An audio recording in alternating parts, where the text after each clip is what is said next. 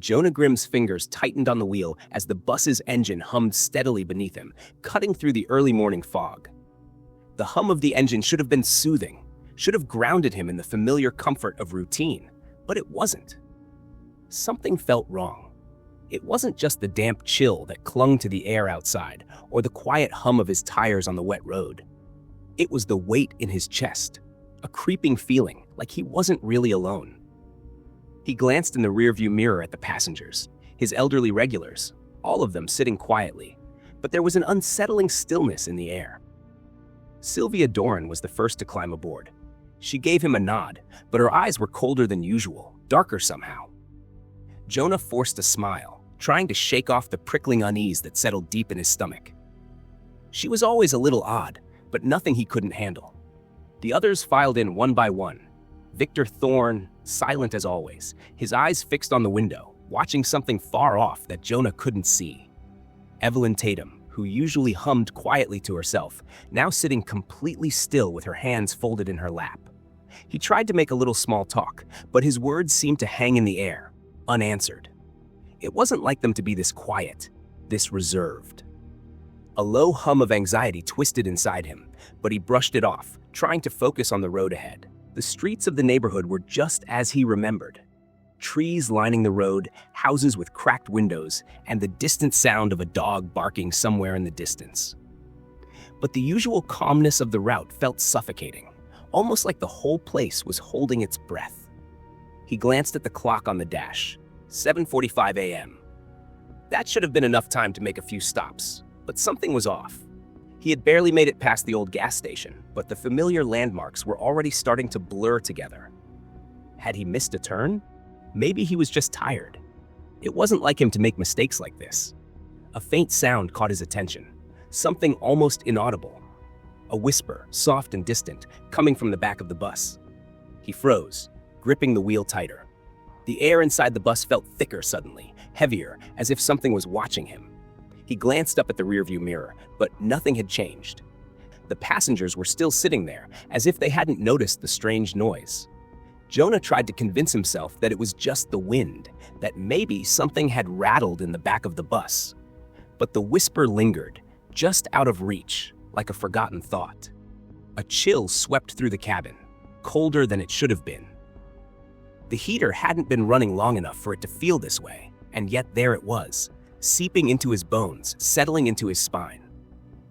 He turned his eyes back to the road, trying to focus, but now it was like the streets were unfamiliar. The turns were wrong.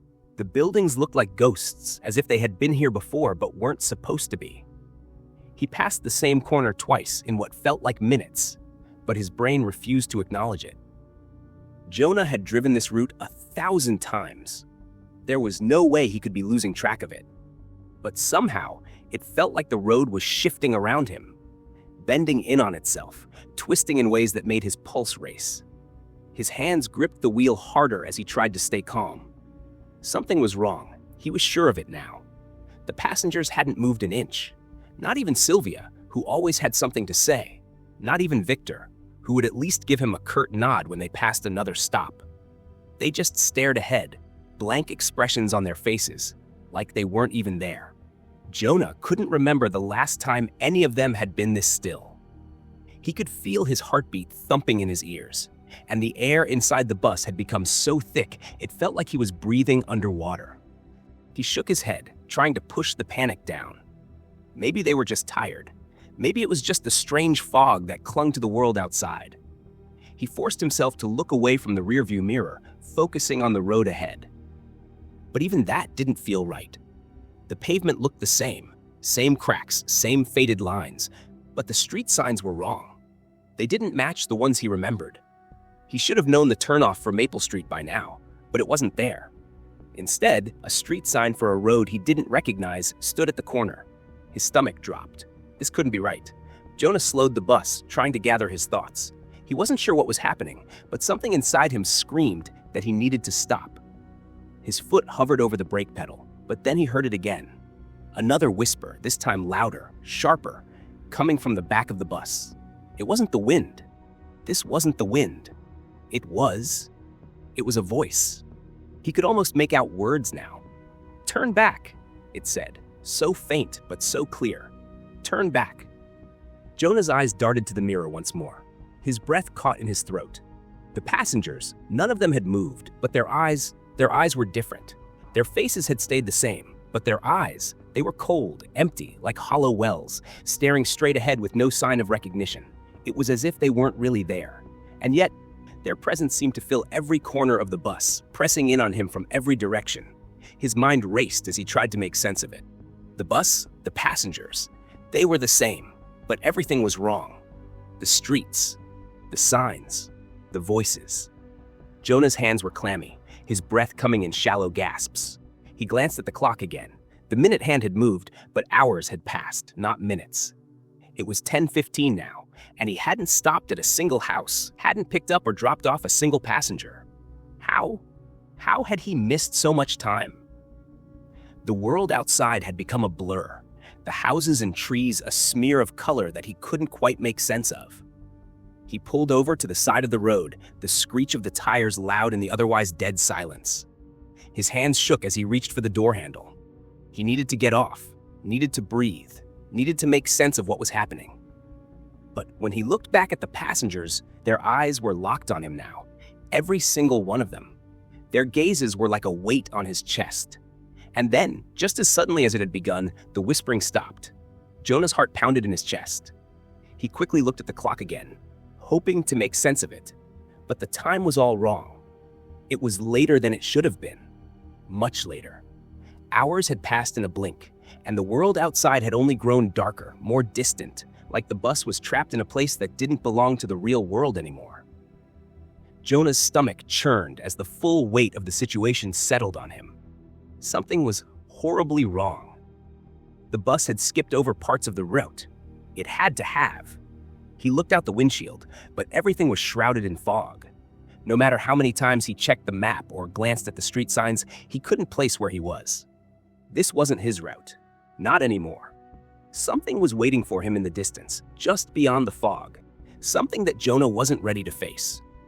He knew, deep down, that he wasn't driving the bus anymore. The bus was driving him. Jonah's hands gripped the steering wheel so tight his knuckles were white.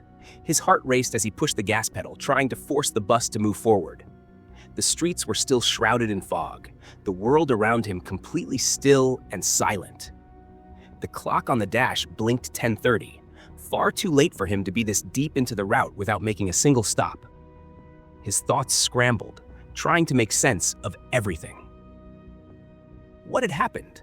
Why did the passengers all act so wrong? And why was the bus stuck in a loop, a nightmare he couldn't escape? The silence inside the bus felt suffocating now. The usual chatter of the elderly passengers had vanished completely, replaced by an oppressive quiet that seemed to weigh on him from every direction. The only sound was the slow hum of the engine and the faint, rhythmic creak of the bus as it continued down the road. Jonah glanced nervously at the rearview mirror, half expecting the same cold, vacant stares of the passengers to be trained on him, but there was nothing. Nothing but the growing pressure of something lurking in the darkness outside. The bus lurched forward, the brakes screeching loudly as Jonah slammed them down instinctively. His heart leapt into his throat. A shadow had appeared in front of the bus, tall, hunched, and cloaked in a long, dark overcoat. The figure stood perfectly still, as though waiting for the bus to stop, as though it had always been there, hidden just beyond his sight. Jonah's stomach twisted. He could barely make out the shape of the figure in the dim light, but it was clear that it was human. Yet, wrong. It didn't belong here. Not in the fog. Not in this nightmarish stretch of road. Jonah's breath hitched as he stared, trying to make sense of what he was seeing. The figure remained motionless, but it didn't need to move. Just its presence alone froze Jonah's blood.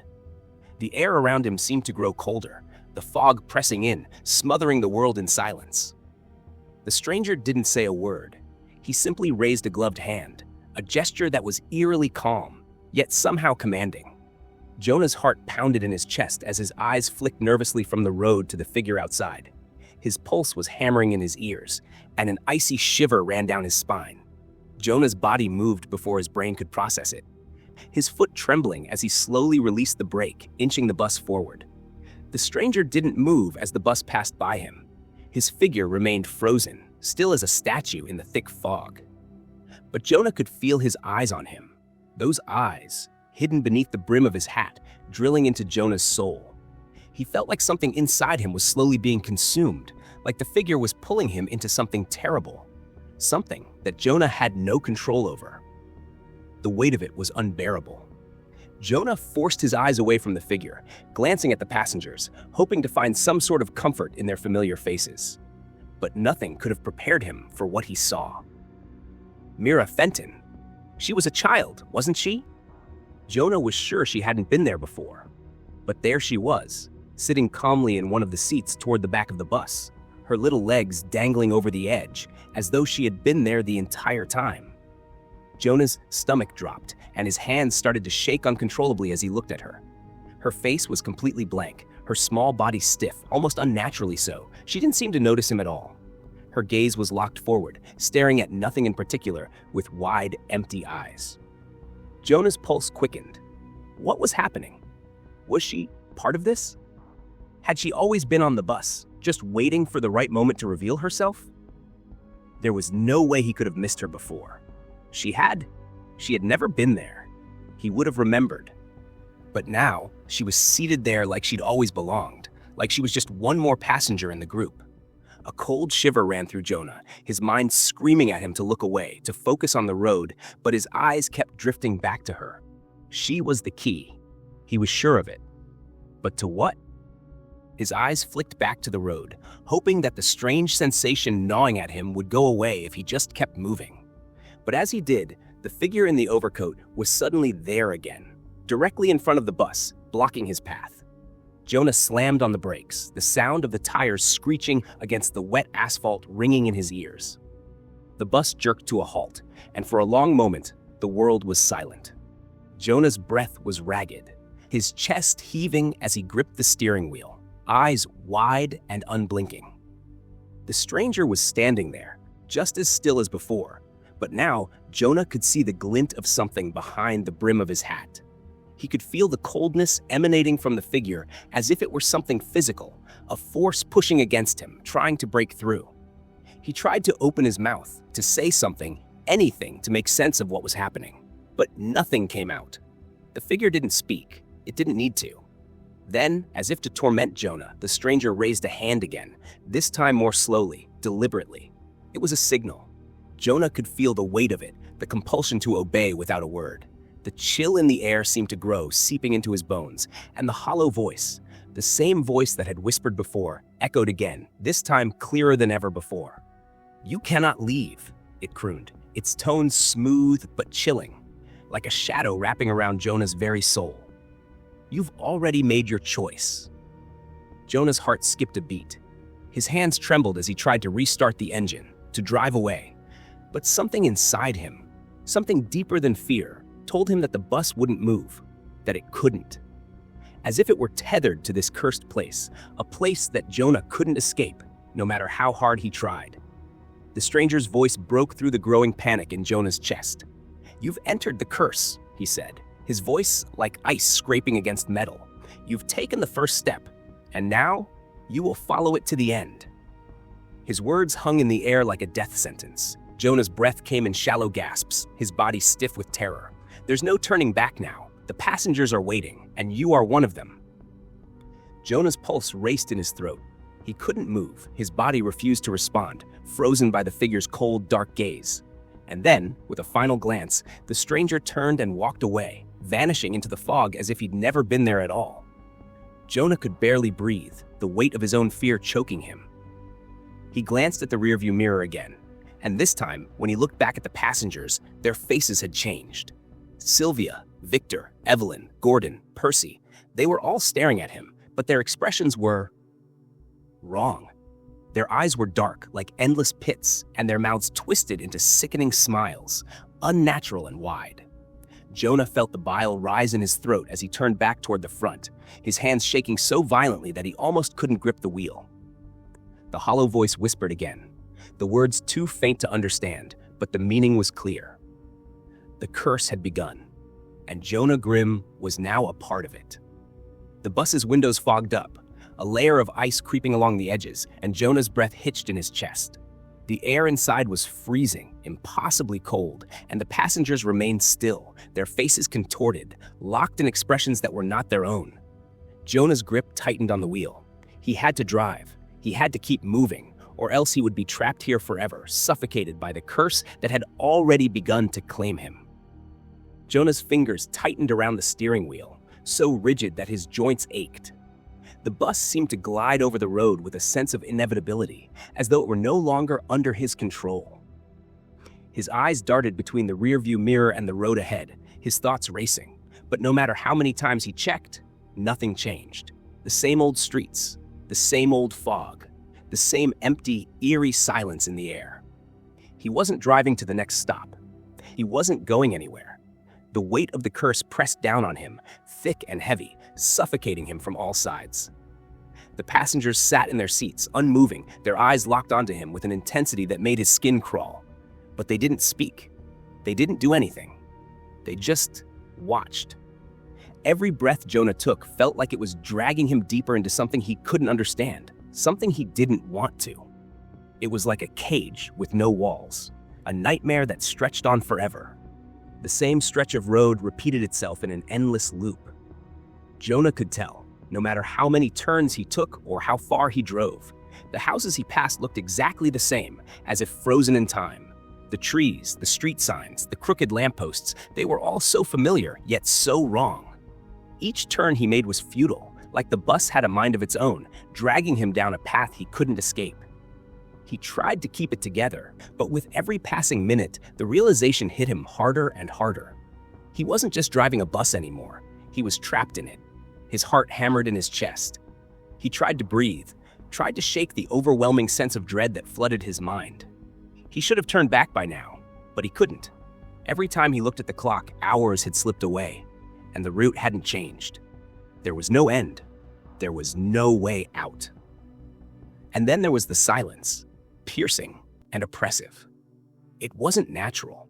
Even the engine's hum seemed too loud, as if it was mocking him.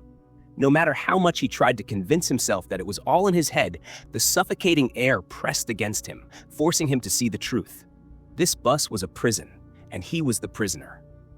The passengers, those pale, lifeless faces staring at him from the rearview mirror, didn't help. The longer Jonah looked at them, the more their features seemed to warp, as though they weren't quite human. Sylvia's eyes were too dark, too hollow. Victor's face seemed stretched, like it was held together by strings of a terrible puppeteer. And Evelyn looked like she was fading away, her features becoming more and more translucent the longer Jonah stared. They didn't look real. None of them did. He thought he heard something, whispers just at the edge of his hearing, soft and eerie like a breeze pushing against his ear. The hollow voice again. He couldn't understand the words, but it didn't matter. He could feel it in his bones. The same dark presence that had been following him since the stranger in the overcoat had first appeared. The one that told him he couldn't escape. Jonah tried to shake it off, but the fear kept creeping up, coiling around his chest like a snake. His hands shook as he glanced at the passengers again, trying to find some sign of normalcy. And that's when he saw Isabel Crane, the older woman who had remained eerily quiet until now. She turned slowly, just enough so that Jonah could see her face more clearly. Her expression was unreadable, but her eyes, the way they held him, felt like an accusation. Her mouth barely moved when she spoke, but her voice was unmistakably clear. "You were warned," she said, her voice rasping as if it hadn't been used in years. "It's too late now." Jonah's heart skipped. Her words didn't make sense. Warnings? What was she talking about? He wanted to ask her what she meant, but the moment he opened his mouth to speak, the words seemed to die on his tongue. The bus kept moving. The road kept repeating. The passengers remained motionless. The silence pressed in. The weight of her words lingered, filling the bus with an oppressive air that made Jonah feel like he was suffocating. But it was the truth in her eyes, the cold truth, that made him shiver. Isabel knew something. She knew more than he did. More than any of them did. But Jonah didn't know what. And the more he thought about it, the more the knot in his stomach tightened. Panic surged in Jonah's chest as he slammed his foot onto the brake, hoping, praying, that it would bring him out of the loop, out of this nightmare. The bus screeched to a halt, and for a moment, Jonah thought he might have done it. Maybe he had finally stopped. But when he turned to open the door and leave the bus, his heart sank. The door didn't open. He tried again, his hands trembling as he yanked at the handle. Nothing. The door was locked, sealed tight. The windows were fogged up, the cold creeping through the glass, making the air even harder to breathe. His pulse raced. He wasn't just trapped on the bus, he couldn't even leave it. He was stuck in it. And with every failed attempt, the curse tightened its grip on him. That's when it happened. Mira Fenton, the young child, who had sat silently for the entire ride, finally spoke. Her voice was unnaturally calm, and when she turned to face Jonah, it sent a chill down his spine. Her eyes were wide, empty, but it was her words that froze him. "Every passenger is bound to the bus," she said, her voice far too mature for her age. "None of us can leave until we fulfill our role." Her gaze was unwavering, cold and distant. "You're one of us now, Jonah Grimm. You've crossed over." Jonah's heart pounded in his chest, the weight of her words sinking in like a stone. His stomach twisted with horror. He wasn't just a driver anymore. He was part of whatever curse had trapped these people here. And now he couldn't escape. He had become one of them. Jonah wanted to scream, wanted to break free from this nightmare, but his body wouldn't obey. It was as though the very air around him was holding him down, binding him to this cursed place. He couldn't even fight it anymore. It was real. It was happening. Suddenly, the air was pierced by a loud, chilling laugh. Jonah froze, his blood running cold. It was Gordon Pike, the elderly man who had been sitting in silence up until now. But his laugh wasn't normal. It was twisted, distorted, as though something had broken inside of him. It wasn't human. Jonah's hands shook harder, and he could feel his sanity slipping. Gordon's laughter echoed in the bus, but there was something else. Something in the way he laughed, something wrong. It was the sound of a man who had lost himself, a man who had given up on ever finding his way out. Jonah felt a cold, creeping terror rising within him. He could hear the hollow voice, barely audible but unmistakable. It whispered in his ear as if it were standing right beside him. "It's only just begun." Jonah's body trembled with terror. He couldn't fight it anymore. The truth was inescapable. The curse had begun, and there was no way out. Jonah's grip on the steering wheel tightened, and his eyes flickered nervously from the rearview mirror to the road ahead. The clock on the dashboard seemed to mock him with its unchanging hands, but when he looked again, it had shifted. A minute ago, it was 3:12 a.m. Now, it read 7:34. Panic clawed at his chest, but when he glanced at the other clocks on the bus, each one showed a different time, none of them matching. The more he tried to figure it out, the more distorted everything became. Time itself felt warped, like he was living in some kind of twisted dream. The same streets, the same houses, the same passengers. Nothing changed. The fog rolled in thicker now, pressing against the windows like it was alive, squeezing the air out of the bus. The silence between Jonah and the passengers grew even more oppressive, each passing second dragging him deeper into the madness. He tried to speak, but his voice sounded alien in the stillness, as though it didn't belong to him anymore. Nothing felt real. Sylvia Doran, who had been silent for what felt like hours, finally spoke, and her voice was soft, but it carried an unsettling weight. "I've seen this before," she murmured, her eyes dark and knowing. "It's always the same. You've been part of this loop longer than you know, Jonah. You've always been part of it." Jonah's stomach churned. He wanted to scream, to demand answers, but her words felt like the truth. Everything about this night felt familiar in a way that made his skin crawl. He could see it in her eyes, this understanding that he didn't have. The rest of the passengers remained motionless, watching him with those vacant stares, their faces impossibly still. It was as though they were all waiting for something, but he didn't know what. Victor Thorne's voice cut through the heavy silence, his tone low and dark. "You're not supposed to be here," he said, his eyes narrowing. "You were never meant to drive this bus. This isn't your place." Jonah's mind reeled. What were they saying? None of this made sense, and yet, in his gut, he knew it was true. He wasn't supposed to be here. He wasn't supposed to be driving the bus. He wasn't supposed to be part of this twisted, never-ending nightmare. And yet, here he was. Trapped. The bus continued to hum along. the engine's sound almost deafening in the oppressive silence. The world outside seemed to blur, and Jonah's thoughts began to fragment. He tried to focus, but as he looked at the faces of the passengers, something strange started to happen. They weren't just staring at him, they were watching him. Watching, like they had seen something he hadn't. His own memories began to shift, crumbling like old photographs fading at the edges.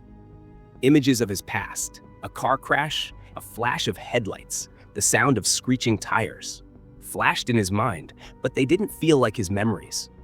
They felt like someone else's, as though his mind was piecing together a life that wasn't his. The more he tried to hold on to what he thought he knew, the more it slipped away from him. His childhood home, the people he had loved, his life before this endless ride, all of it was gone, slipping through his fingers like sand. The bus took another turn, and Jonah felt a sharp chill run down his spine as he realized something was wrong. This wasn't just a loop. It wasn't just the same streets. This was a place he had never seen before. The trees were twisted and gnarled, their limbs stretching into the sky like skeletal hands. The houses had boarded up windows, some of them leaning at unnatural angles. The world outside the bus had become alien, unsettling. And then, without warning, the passengers began to move. In unison, as if controlled by some unseen force, they stood up. Their movements were stiff, mechanical. Their eyes were locked on Jonah, their stares so intense it felt like they could see right through him. The air in the bus seemed to grow colder, denser, like something ancient and terrifying was closing in on him. Jonah's breath quickened as his pulse raced. His mind screamed at him to do something, anything, to stop this. But he couldn't. He couldn't move. The weight of their gaze pinned him in place. And then, from the shadows of the bus, the stranger in the overcoat stepped forward, his presence so imposing that Jonah felt his heart stop in his chest.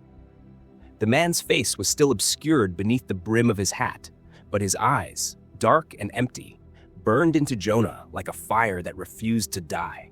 The stranger's voice, when it came, was soft, but each word felt like a punch to Jonah's gut. "This is your punishment," he said, his voice cold, unfeeling. "This bus, these people, this curse, it's all because of you. You're here because of something you did a long time ago." Jonah's mind reeled. He didn't understand. What was he talking about? He had never done anything that would bring this nightmare to him. But then it hit him like a bolt of lightning. The memories, the crash, the accident he had buried so deep in his mind. A terrible crash, a mistake.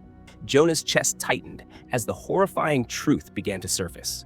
He had been the one behind the wheel. He had caused the crash. He had killed them. The passengers, Sylvia, Victor, Gordon, all of them, were the victims of that crash, trapped in this endless loop with him. They had died because of him. And now they were here, in this cursed bus, bound to it just as he was, their souls forever chained to the wreckage of that night. His hands shook as the weight of the truth sank in. This wasn't just a punishment for them. It was a punishment for him.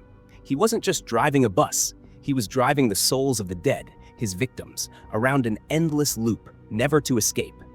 Every turn he made, every time he tried to pull away, he was dragged back into the nightmare. He was trapped with them, just like they were trapped with him. The hollow voice laughed, a low, dark laugh that filled the air like smoke, choking him. It was their laughter, their voices, all of them, rising together in a chorus of mockery. Jonah felt his world unraveling. The guilt, the fear, the terror, it all came crashing down on him. He had nowhere to go. He had nowhere to run. He couldn't escape. The bus doors slammed shut, the sound deafening, and Jonah realized with a sickening feeling that they weren't going anywhere anymore. The journey was over. The real horror was just beginning. The cold that had settled in the bus thickened, creeping into Jonah's bones, suffocating him. The fog outside seemed to grow denser, pressing against the windows like something alive. He could barely see the road ahead, but the feeling of being trapped was more real than ever.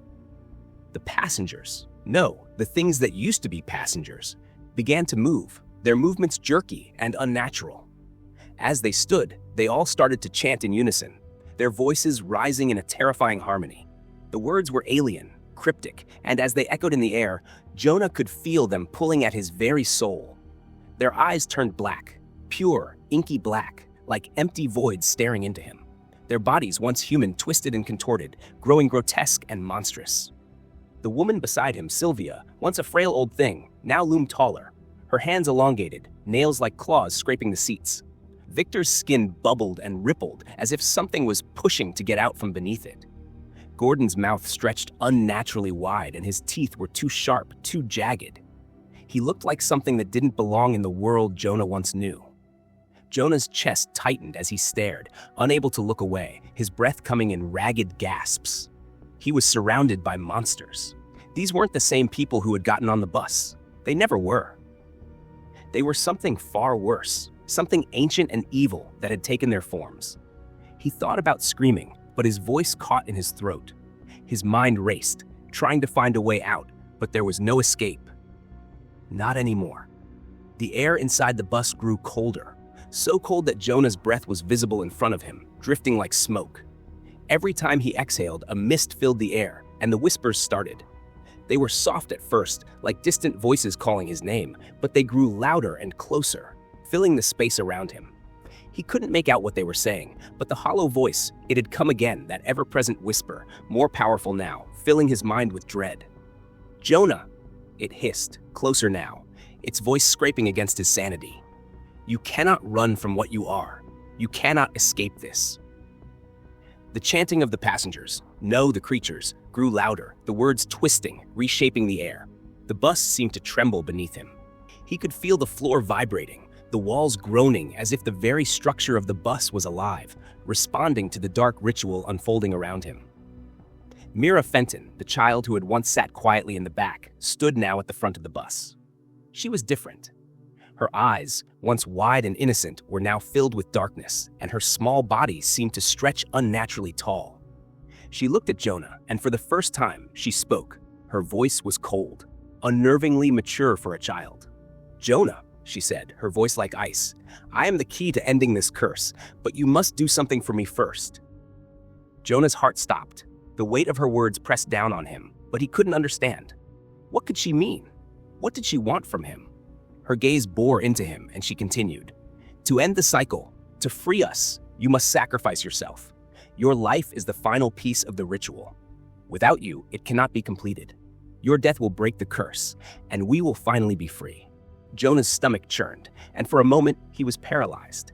The thought of sacrificing himself to die for these monstrous souls sickened him. But what choice did he have? The curse was real. The bus would never stop, never release him, unless he did something to end it. Mira's words echoed in his mind, a promise of freedom at a horrifying price. Before he could respond, Percival Lowe, a quiet man who had sat at the back for most of the ride, turned toward him. His voice was steady, but the look in his eyes was filled with a strange urgency. "Don't listen to her, Jonah. Don't. If you sacrifice yourself, the curse won't end. It will only pass on to another. The cycle will continue.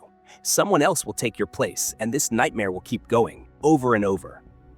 Jonah's heart raced, a mix of fear and confusion swirling inside him. He could hardly comprehend what Percival was saying. Was this a trap? Was there no way out? No matter what he chose, the curse would continue. There was no escape, no freedom. He was trapped like the others, just another pawn in the game that the stranger and the hollow voice had started long ago. The hollow voice screamed in his ears now, louder than ever before, a cacophony of whispers and commands. "Choose, Jonah. Choose or face your doom." The words twisted in his head, suffocating him. He was drowning in them, unable to think, unable to breathe. His vision blurred as the atmosphere in the bus thickened, and the chanting grew louder, more demanding. The passengers, no, the monsters, were closing in around him, their twisted forms towering over him. Jonah looked out the front window. The fog had become impenetrable, and the road was gone, replaced by darkness. The bus wasn't moving anymore. It was stuck. In that moment, he realized the terrible truth. No matter what he did, he was already lost. The hollow voice's laughter filled the bus, deafening and mocking. Jonah was frozen in place, his mind racing, but no answers came. There was no escape, no release, only the ever-present darkness, and the curse that would never let him go. The passengers, his victims, were all waiting for him to make a choice that would seal their fates and his own. The air grew heavier, the temperature plummeted, and Jonah could feel the walls of the bus closing in, suffocating him. He could hear their breath now, hot and unnatural, filling his ears. The hollow voice whispered again, its tone more sinister than ever. "It's too late, Jonah. It's already begun. There is no way out." The air inside the bus was suffocating now, thick with the stench of sweat, fear, and something far worse, death. Jonah's heart hammered in his chest, every breath coming harder than the last as he desperately yanked at the door handles. But they wouldn't budge. The doors, once so ordinary, had turned into a solid, unyielding wall. The bus wasn't a vehicle anymore. It was a prison that had locked him in with these cursed souls, these twisted beings that once had names, had lives, had hopes. Now, they were all bound to him, and they were waiting, watching. Jonah staggered back, his mind spinning, trying to think of anything that could break him free. The chanting of the passengers had died down, but the silence that followed was worse. It was thick and suffocating, pressing in on him from all sides. The shadows of the bus loomed larger now, stretching out like long, grasping fingers, closing in, waiting to consume him. His vision blurred with panic, but his mind was still working, still scrambling. What could he do? What choice did he have? His heart skipped a beat when he heard footsteps coming closer. The stranger, the one who had been watching him from the very beginning, moved toward him, his presence oppressive, almost crushing. His face, once hidden in shadows, was now fully visible. It was pale, gaunt, a mask of death itself, with eyes that burned like hot coals, empty and yet full of malice. "You still don't understand, do you, Jonah?" The stranger's voice was low, gravelly, and cold. "This has always been your fate. You are the one who has been chosen. The curse is yours to bear, and now you must make your decision." Jonah recoiled, every muscle in his body tense. What decision? His voice was barely a whisper, hoarse from the terror that gripped him. The stranger smiled, but it was not a smile of kindness. It was a twisted, knowing grin, as if he found Jonah's fear amusing. "You must choose. Sacrifice yourself and the curse ends, or pass the curse on to someone else. The choice is yours." Jonah's stomach turned. He couldn't do it. He couldn't take another life, even if it meant saving himself. But he also knew that if he didn't, he would be stuck in this nightmare forever, trapped in this endless loop with no way out. His heart raced, his breath coming in shallow gasps. He was going mad. He was running out of time, and there was no way out. As the stranger's words echoed in his mind, Jonah turned to look at the passengers, his captors, his tormentors. They were all staring at him now, their monstrous forms twitching, their eyes burning with hunger. But then, something changed. One of the passengers, Isabel Crane, stood up slowly. She had been silent, still, for what seemed like forever, and Jonah had almost forgotten she was there. Her eyes locked onto his, and something cold slithered down his spine. Isabel's voice cut through the silence like a knife, sharp and chilling. "It's not your choice to make." Jonah froze, his blood running cold. He turned to her, his throat tight, unable to speak, only to watch as she stepped forward, her movements slow and deliberate, like a predator closing in on its prey. The hollow voice screamed then, a deafening shrill shriek that shook the very walls of the bus. "It's not your choice, Jonah. You've never had a choice." Isabel's smile was cruel, cold, knowing. "You've been nothing but a pawn in this game from the start, Jonah. Did you really think you were in control? Did you think this was about you?" Jonah's mind spun. He couldn't breathe, couldn't think. The truth was too much to bear. He had thought he was in control, that he could make a choice, that he could end this. But now he saw it clearly. Isabel wasn't just another passenger. She wasn't trapped in the curse like the others. She was the one who had controlled it all along. Jonah stumbled back, his hands shaking. No, this can't be true. You're the one behind all this?" Isabel nodded slowly, her eyes gleaming with a sick, twisted satisfaction. "I have always been the one pulling the strings, Jonah, from the very beginning. You were never meant to drive this bus. You were never meant to be here. This curse has been waiting for you, and now it's too late." The hollow voice howled in agony, but Jonah barely heard it.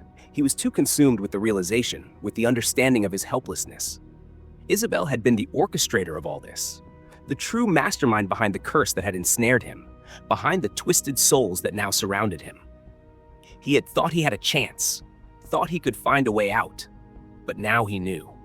He was nothing but a puppet, and Isabel had always held the strings.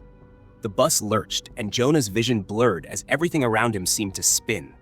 The other passengers, no, the other monsters, began to move again, their twisted forms closing in. But Jonah couldn't focus on them anymore. His world was crumbling, the weight of the truth too much to bear. He had been deceived. He had been led to believe that he had a choice, but all along, there was no choice. Isabel had made sure of that. As his knees buckled and he sank to the cold floor of the bus, Isabel's voice rang out once more, cutting through the chaos. "You are nothing but a tool, Jonah. You always were." And in that moment, Jonah realized the most horrifying truth of all. He had never been a player in this game. He had never been in control. He had always been a pawn, a mere step in the curse's endless, unyielding cycle. And no matter what he did, he could never break free. The hollow voice screamed in his ears again, louder than before. "You will never escape." The bus jolted to a stop so suddenly that Jonah was thrown forward, his body slamming into the seat in front of him. The world around him spun, and for a brief moment he thought maybe, just maybe, he had finally escaped. He stumbled to his feet, breathing hard, panic clawing at his chest. He rushed to the front of the bus and yanked at the door, desperate for freedom, for any glimpse of the real world outside. The door creaked open and a rush of cold air hit him, the world outside beckoning him like a long-lost dream. But as he stepped off the bus, the familiar street stretched out before him. The same street he had seen so many times before. The same route, the same houses, the same trees. It was as if nothing had changed, as if he had never left. His heart sank, a pit forming in his stomach as he looked around, confusion and dread washing over him. He wasn't free. He was right back at the beginning, standing in front of the bus, staring at the same twisted passengers. Jonah's eyes darted around, his mind scrambling to understand what was happening. The loop, it had started again. He was trapped, locked into this never-ending cycle with no way out. His legs felt weak beneath him, and the cold, suffocating fear threatened to overwhelm him. His breath came in shallow gasps, and his chest tightened. There was no escape. No matter what he did, no matter how far he ran, he would always end up back here, at the same place, with the same terrifying passengers.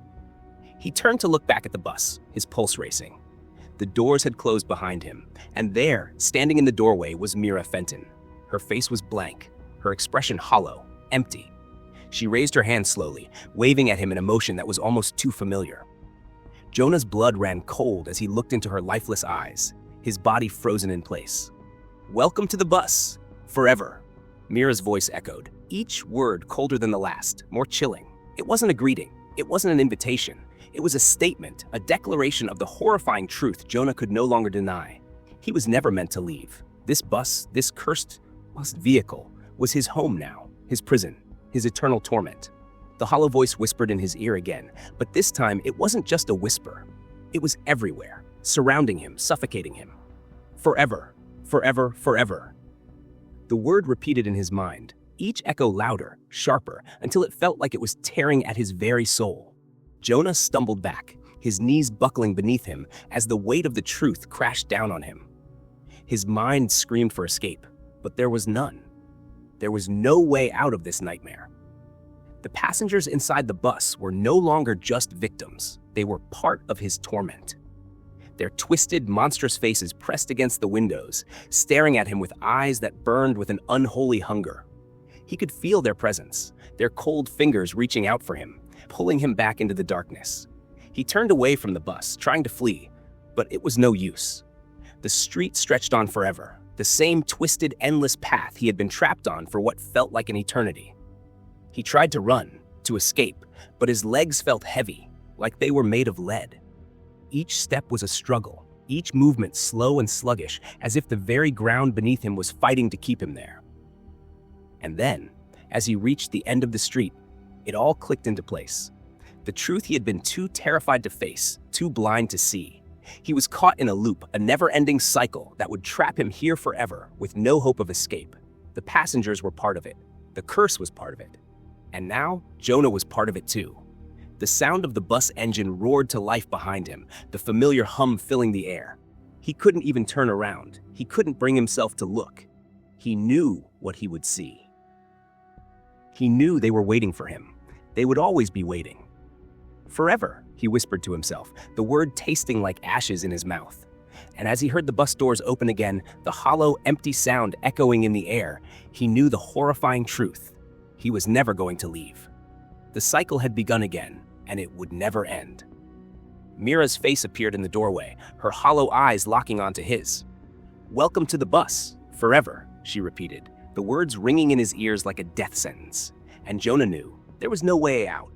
Not now, not ever.